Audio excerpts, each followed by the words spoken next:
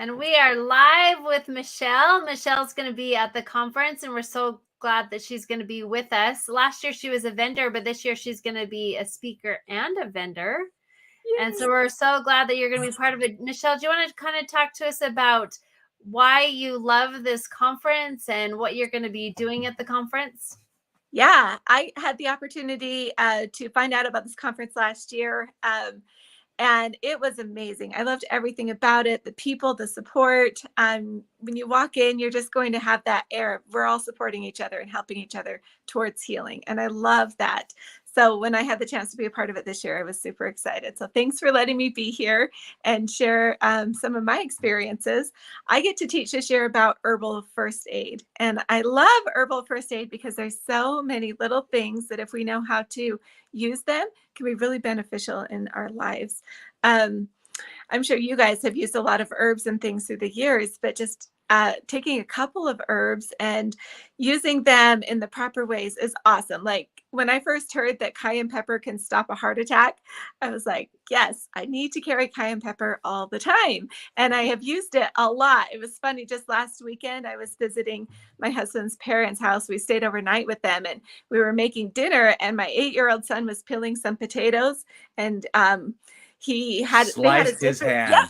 Did he slice it? Oh no! That fingertip right off. And ow! Have my herbal first aid kit, but I didn't have it because we had switched cars for a minute. So I said to my father-in-law, "Do you have cayenne pepper in the cupboard?" It's not quite the same. Whoa! You put cayenne pepper on the sliced finger? Yep. Okay, so, I'm just thinking, just in my head, thinking that's gotta really hurt. Yeah, I poured it. He had a big old container of it. I just poured it on. We stood by the sink and we just watched it stop bleeding in about 10 seconds. I rinsed it off. There was a little bit of blood, so I put more cayenne pepper and I said, "Hey, buddy, does it hurt?" And he goes, "It stings a little, but I think it's mostly from the ouchie." Well, I would think because like salt, like, you know, like you cut your foot or something, you go in the ocean, it's like, wow, why is my foot hurting so bad? And then you realize you had a cut, and so it hurts. Yeah. I would think cayenne pepper, wow. And it just shuts the bleeding off like that? Yeah, usually within a minute. I loved it because, you know, I was able to deal with the wound and then put all the healing things like comfrey and stuff on the wound without dealing with the bleeding. And it healed up super quickly, and he's doing really well. It's just a quarter inch shorter than his other one, but hey. He's 8. It will grow. Yeah, but it's so good to know these little simple tricks. And I'll tell some more stories in my class of how amazing it's been in really deeply healing. I've done it with eyes and stuff even. So you think cayenne pepper on eyes feels scary, you know, but it works really well. I think when you're in that much pain, the sting isn't quite as bad, and it actually helps neutralize the pain. Like I've used cayenne helping women with birthing because that pressure that they're feeling and the pain is balanced with the cayenne pepper to bring on a little heat. So sometimes it can be good. So we have some midwives that will be at a conference as well. You need to go tell them that secret because that's interesting.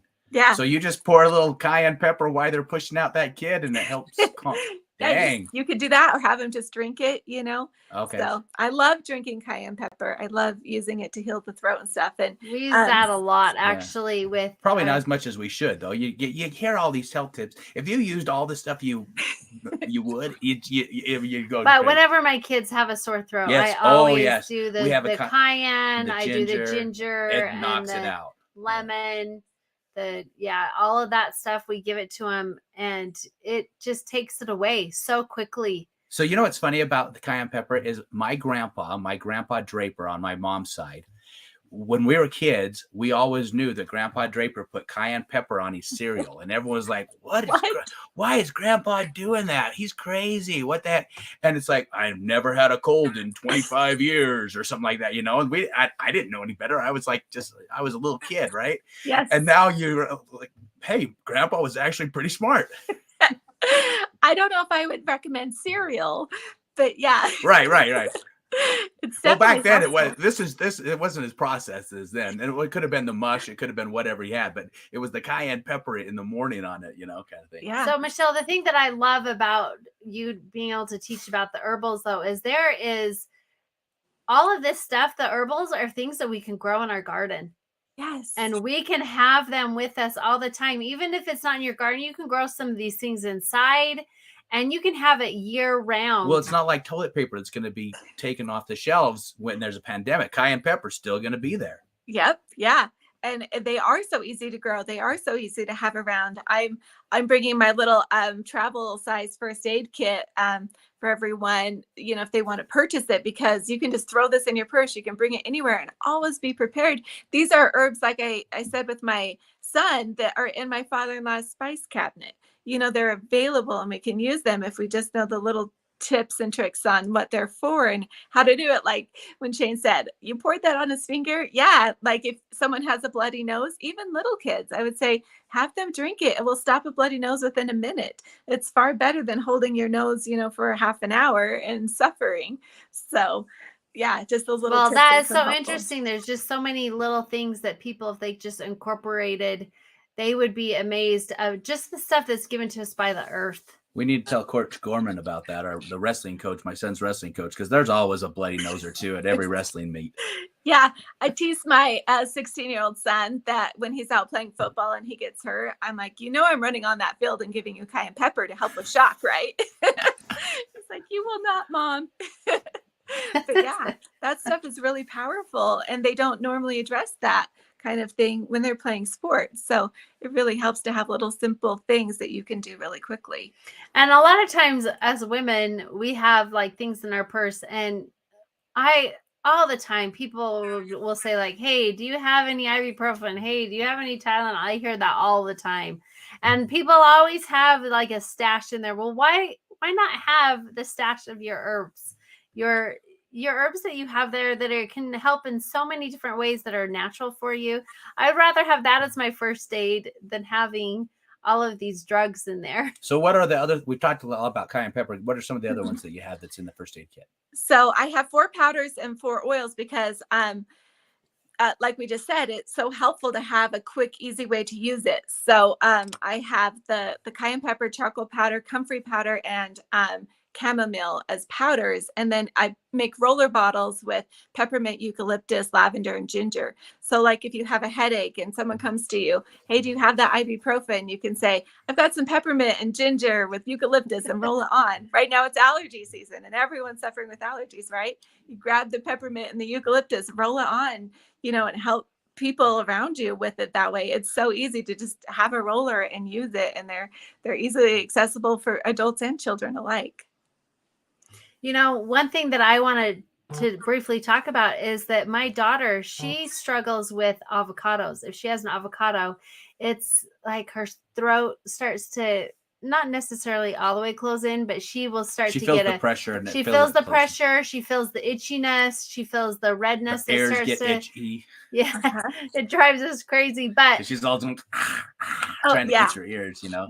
But the thing is that we learned really early on that peppermint calms it down. And how many times would people be like going out and getting all of these Dramamine and all this type of stuff to be able to calm it down?